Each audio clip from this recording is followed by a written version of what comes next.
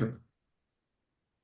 Good evening, ladies and gentlemen. It's another episode of NSFUSA podcast. And, we're back from McKinney. Some people cried, some people laughed. As you can see, Mr. Emeka here holding his over 40 title with his Nigerian JC is there. And as you can see, Kinetic is without his title. Unfortunately, he has been dethroned as the Open champion with Colin, and we have Chile up here, never goes home with a title. I remain your neutral host, Nini, and today we're going to talk about just Afcon. NSFUSA is gone. We've gone on vacation. I heard Emeka went to Cambodia. He's back after winning the over 40 title. So we're here now, and we want to talk about Afcon. So guys, welcome to the show. Thank you very much. But before we quickly go to Afcon, let me correct you. I believe you should be the PRO of this organization, and you have to get your facts straight. You said something that is very, very wrong.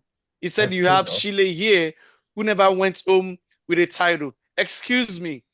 You need to correct that. Everybody on here, everybody on this podcast right now has gone home with a title except you. That's 2020. I agree. Thank you. 2023 in Chicago. Thank you very much, Mr. Emeka Adigwe. 2023 in Chicago. I didn't just go home with the over 40 cup. You won the MVP. I won the MVP. What are you talking about? And I remember dribbling you, and you were almost eating the grass. I saw the video. I take that back, ladies and gentlemen. Thank you very much. I take that back. Sheila, I do apologize. As a matter of fact, Sheila won the over 40 title. And he won with that title. But guys, and that's because New York did not come, though. Well, that's up to you. I don't care. You don't every tournament you have to qualify. You didn't qualify to come. Like Afcon we're talking about. Oh, wow. There are some countries in Africa that didn't qualify in the build-up of the game. You didn't qualify. Excuse me. Well, but guys, I still respect you. You won the last one, and I respect my fellow MD here who won the under 43 years in a row to brag with. But when it comes to over 40, he's nowhere to be found. I'll leave it at that. Yeah, but I had that one that you won though. That it was a United Nations team. It was. Well, guys, let's start going. As you guys can see, we haven't even started. Shots are being fired. We hope we could get out of this place in one piece. So, guys, let's start with you, Kinetic. The Afcon is going on. Thoughts, man. What are you feeling like with this Afcon? Are you excited? Oh, yes. You can see the quality of the gameplay. I really, really believe that the facilities that have been used in this particular Afcon top notch. You switch on your TV now and you are watching Afcon like it's a European games. The facility makes it look super. And then with that facility, teams like Burkina Faso is putting the ball on the ground and spraying 10 passes before the score goes. Mozambique is going head-to-head with Cote d'Ivoire. And it tells you right now that there is no underdog in Africa anymore. Thank you very much, man. As you can see, there are no underdogs, but past Afcons we could predict, we could see and predict and say, hey, there were minnows beating top teams. This Afcon, we haven't seen no minnows beat no top team. It has what we predicted. Look at the prediction we've made. It's a quarterfinal stage, and nobody has been eliminated from our predictions. Over 30 predictions, nobody has been eliminated. So let's start with you, Emeka. How do you see the Super Eagles so far? Have they been super so far for you? So far, they've exceeded my expectation. If you look at my prediction, I predicted Morocco for the win. And one of the reasons why I predicted Morocco was, the way they played in the Arab Cup. And then also too because they're playing at home, and then I know they have like some players that are really kind of like hungry to win the tournament. But Nigeria exceeded my expectations so far because the way they're playing, like I didn't expect them to get to win like all their games, and they won them convincingly. That's one thing that kind of like surprised me. So that's one of the reasons why I didn't tip them in the very beginning, because after the game against Congo, I was really disappointed at the way they played. especially after, the substitute of striker just killed the game. So it made me feel like they were not ready. But so far, I'm impressed with the way they played. They won all their games in the group stage, and then they won their quarterfinal game convincingly. Which means, they really they need to win the title. Philly, from your point, you're a scout, you're an agent. From a technical perspective, how have you seen the build-up play, everything about the Super Eagles with this Afcon? What are you seeing that is different? You highlighting the point Emeka just made of them doing things differently. What are you seeing? Yeah, I'm actually going to piggyback on what Emeka just said right now. The Super Eagles have exceeded expectations. Actually, this is the first time in a tournament that we are not doing combination and permutation, dy dx. Oh, if Congo beats this person will drop, or this person will lose point. Oh, hopefully this. And this is the first time we're not doing that in a tournament after a very long time. We are always doing permutation, combination, dy dx plus 1 minus 2 plus 3 divided by 4. So Nigeria can qualify to any next day. But at this stage, when was the last time Nigeria was in a competition and winning 4 straight games convincingly? So that shows that something was done. Maybe it took us. It's maybe not qualifying for the World Cup. Yeah. Kind of, gave us a little bit of to sit back and plan things differently and better. So, okay, if we cannot qualify for the World Cup, we still got this. And I see the boys coming out doing all their best and even exceeding what we all expect. It's been a long time that we could see we'd seen Nigeria and Super Eagles perform this way. And I know Emeka said he predicted Morocco to win. I hope after 4 games, I hope he's going to change his mind and say, okay, with all these 3 points of mine, I'm coming back to Nigeria, winning the title, and no longer Morocco. If changes are allowed, I might change. No, we can't. I'll just stick to my prediction. Once you turn prince, you can't go back. You've put the turn prince at the ballot box. It's now for us to count the election results. So, Kinetic, I see you on the chat. We go to the chat. To me, Osimhen mad our Mozambique victory. I do think that those kind of characters, I'm a student of discipline. I do think that those kind of characters are characters that he has the passion, yes, but he could channel it correctly, where it is not coming off as disrespectful to a fellow grown man. You could see anytime the ball is not coming to him, he misses. And, Sandoba was making a very good point that he makes mistakes too. He misses balls too. He gives some late, but you don't see people shouting at him. You don't see all those stuff. And to end it all, about a year and a half ago, I talked about Finidi. You guys here, I said it about when he said all those things about Finidi George. I was not happy. He did not give an apology.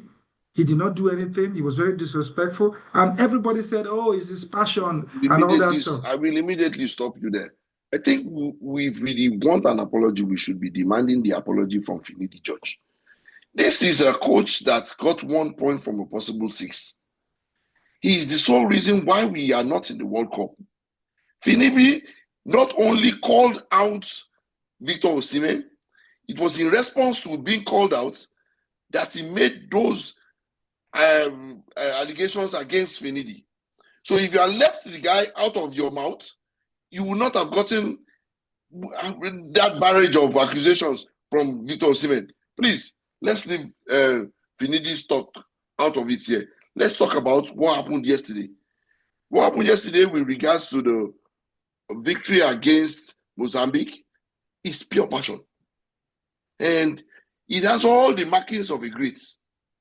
If you check the world great players now that we have here, all of them have that kind of antecedents. Ronaldo can be visibly shaking when you don't pass to him. Messi will ask for you to be subbed. Sunday Uba, one of our own guys, even when Sunday Uba, if you remember Sunday Uba in later years, during the Nations Cup, he was our main goal scorer at that point. And I think it was Olise or somebody did not pass to him, and he was visibly shaking. The agitator, against what happened yesterday, the agitator who did not pass and missed the sitter, where he could have passed him, simply quelled it by apologizing to Sunday Mba. Sunday Brown was not even a great. But you can see the passion in him. He wants to score, which is the same thing with Victor Osimhen. In my predictions, you guys can see that I predicted that Ivory Coast will win. You know why? It is because of this particular kind of incident. In the last Nations Cup, the guys had the coach had completely lost the locker room for Ivory Coast, the hosts, and they were calling for him to be sacked. Don't be soft-bellied. They knew that what it will take. Their big boys were being benched. What it will take for them to win that Nations Cup in the last tournament will be to sack this guy, get us somebody that is speaking our language that we can speak to and let him know that these are the guys we need for you to be fielding, and we will get you over the line. Exactly what happened.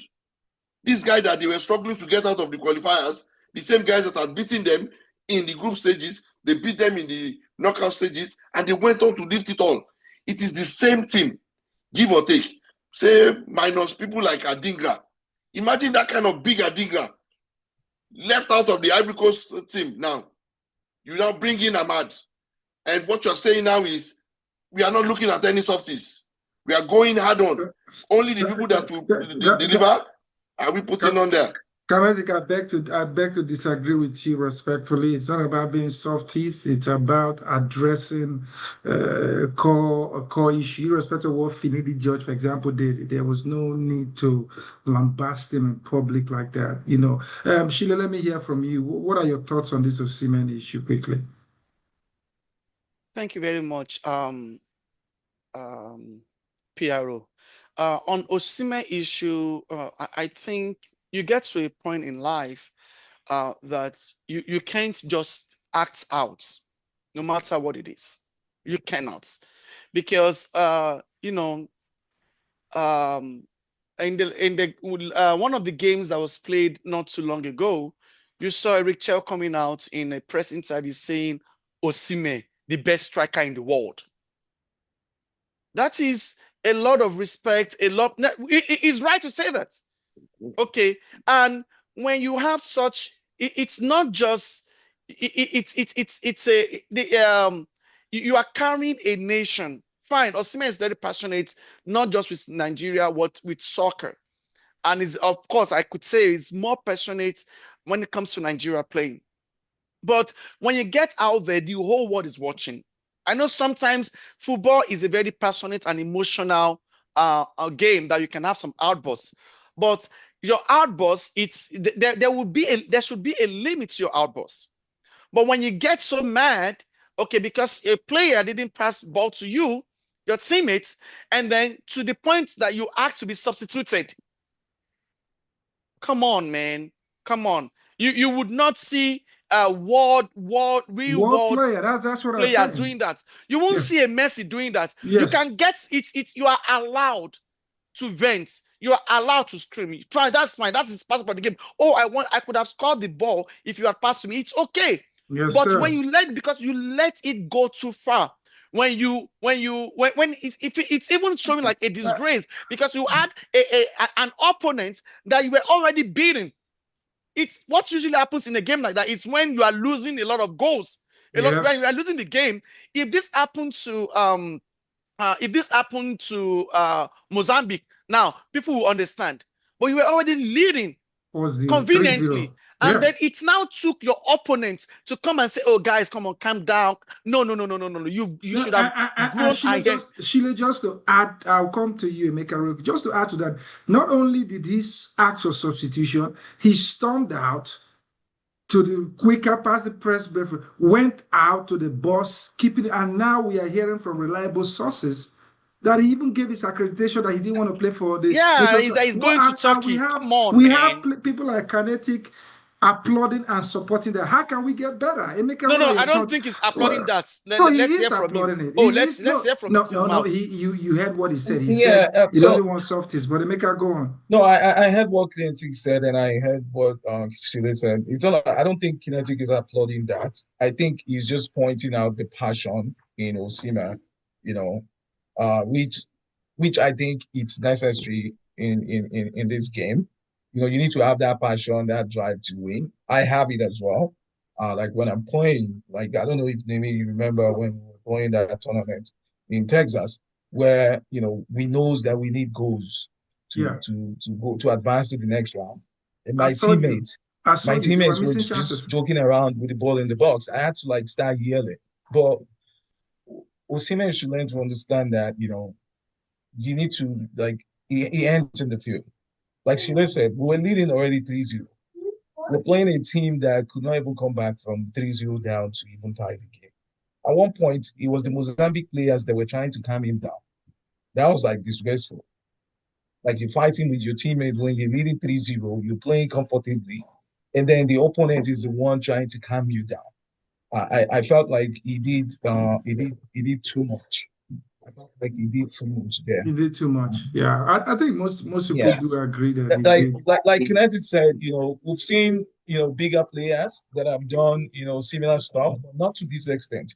To the point whereby even I think I saw one video somewhere where they did like a press conference where he walked away and all this stuff. Like, yes, you can get passionate about the game, but once the game is over, you need to come back to your team, understand that like you guys are a teammate, and kind of like put differences aside.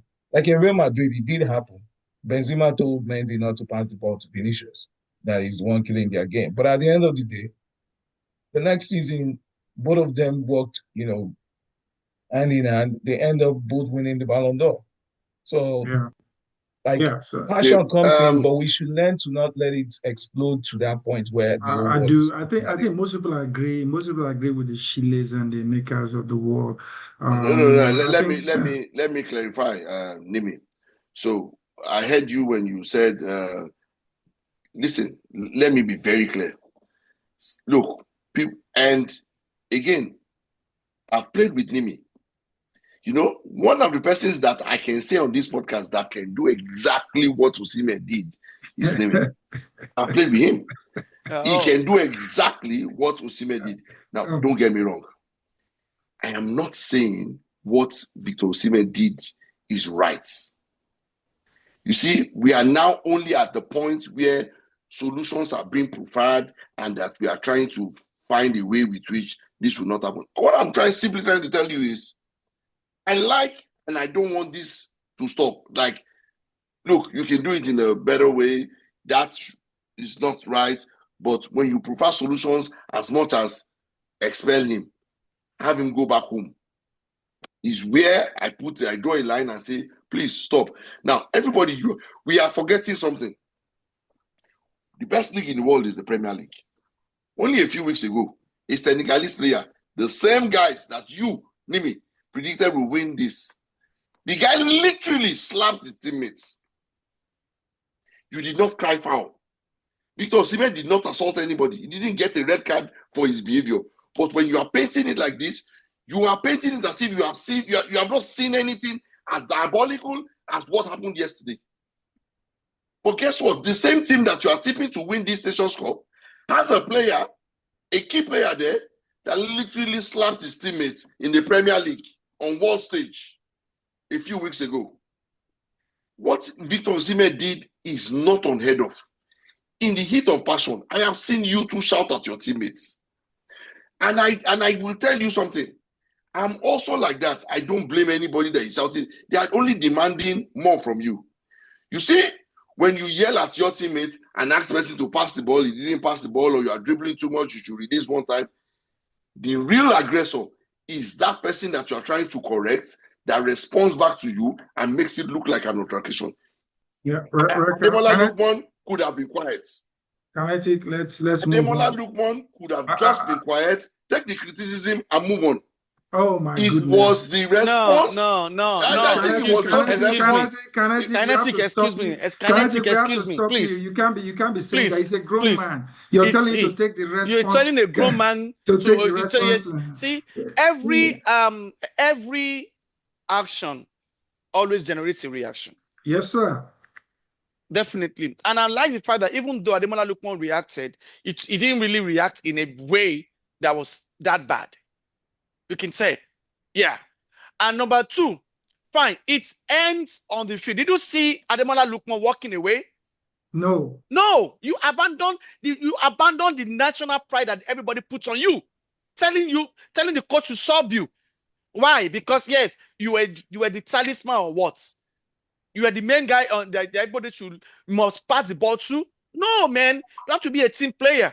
See, you have to put this same energy when we meet, or this same guy. Because we're winning 3-0 ahead. Is why you guys are comfortable to say the last time this guy left the national team, the one half of that team, the Afcon go completely annihilated us. Kinetic, let's move on. Let's move on with this. This Osimhen thing has taken too. Emeka, let's come to you. We have the quarterfinal game against Algeria. What are you seeing? What are your thoughts? I think we'll beat Algeria and make it to the semifinal. You think so? Yeah, I think so. I've watched the Algerians game. I've not really been very convinced at most of the games that I watched that they played. I feel like they've not really faced like a very, very tough opposition. We did face tough oppositions too, like that too, though. But at least we played Tunisia during the group stage, which I think was a little bit tougher compared to the opponents that we faced so far. And the Tunisian game, we played very well, despite the fact that the scoreline got close, towards the end. But I think this team is solid, and I think they'll be able to beat Algeria. Because we have a lot of good players on the bench and all this stuff. It's just a matter of the coach, making the right subs and other stuff when needed. Shile, so let's say we beat Algeria. We are going to face Morocco or Cameroon in the semifinals. Looking at those two opponents, we're going ahead of the curve right now. Looking at those two opponents, who do you fear the most in terms of we meeting in the semifinals if we manage to get past Algeria? Out of Morocco and Cameroon. Actually, I could say Cameroon. You would not want to meet Cameroon? Yes. Wow. You know why? Let me tell you something. When you have two very close nations battling together, it's always very harder. It's always very hard. But Morocco will be playing against the host team in front of a capacity stadium, host-style crowd, and rather play Morocco than play Cameroon. Except if the refs help them. Because there's always a host advantage. The refs will help them. You know how the tournament has been going so far. You see, that is the only thing. You understand? That is the only way. That is the only way Morocco can beat us. You think so? But when it comes to, Morocco has not been, they've not been outstanding. I would tell you that for a fact. Chile, they have not been outstanding. Chile, I completely disagree.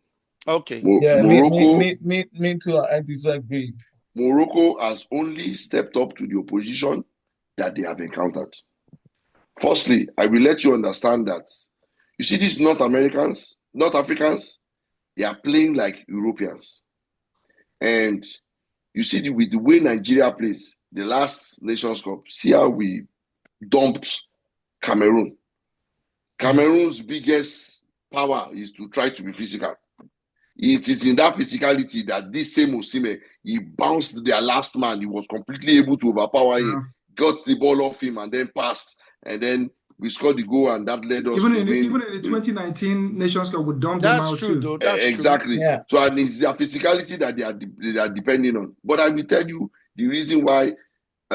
You see, in Africa, the only teams that I fear in Africa are the teams that play like Europeans, which are the Algerians, the Moroccans, and these guys, Egyptians. These guys may not be physical, but did you see the goal that decided against DR Congo in the 120th minute? That was crazy. Yes, that was crazy. I mean, that's why I know that again, Algeria, they are not untouchable. Because DR Congo held them for 120 minutes. DR Congo beat you. That DR Congo is very, very good. It's a very, They are very good But team. DR very, Congo beat very you. good. But Kinetic, hold on. DR Congo beat us. We know how that game went. No, we know how the We game had went that now. game. Don't say that, No, Kinetic. We had we that didn't have game, that so game. We don't didn't go have based that on game. that us. one. Emeka, we didn't have that Listen. game. The whole Emeka, second let me half. tell you something. I'm a Nigerian and we must not lie to ourselves. They beat us in regulation time. That goal that they scored that they disqualified, they say it was a high boot, another. It was a good goal. What about It the was penalty? a good. Yeah, yes. The It was. penalty is the one I will say yes. Yeah, Yeah. the penalty I would say yes, because That's this what I'm game trying to tell you. Algeria against DR Congo could have been won by anybody. That's why we're saying DR Congo is a very good team. It's a very That's good what, team. Remember, It's a very DR good Congo, team that remember, Kanete, DR Congo was in the same room with Ivory Coast in the qualifiers, and Ivory Coast barely, with I think 1 point, beat them to qualify with automatic. So DR Congo is a well-marinated team. I would have not wished to face DR Congo personally. No, I would have wanted to face them again. Me too. Chile,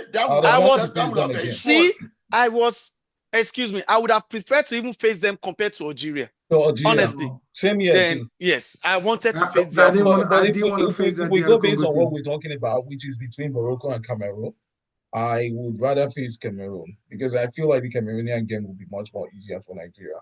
Okay. Nigeria has this thing where you're playing against the home team.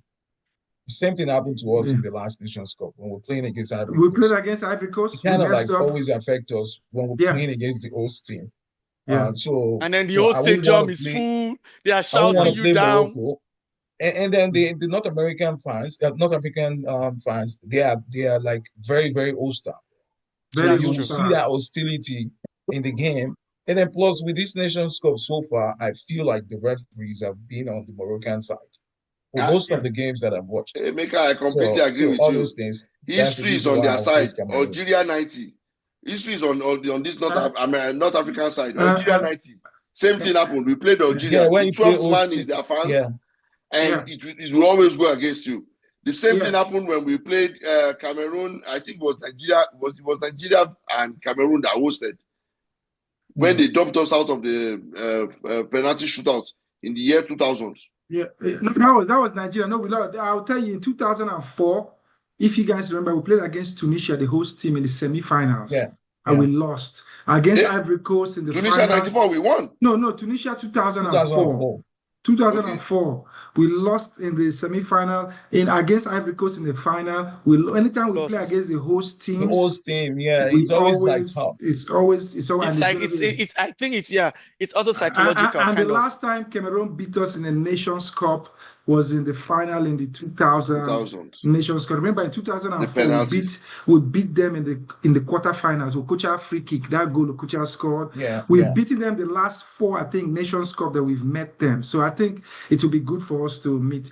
We're going to come back after the game against Algeria to psych up. So let's see, Emeka. We're going to round it up with Nigeria versus Algeria. What's your scoreline?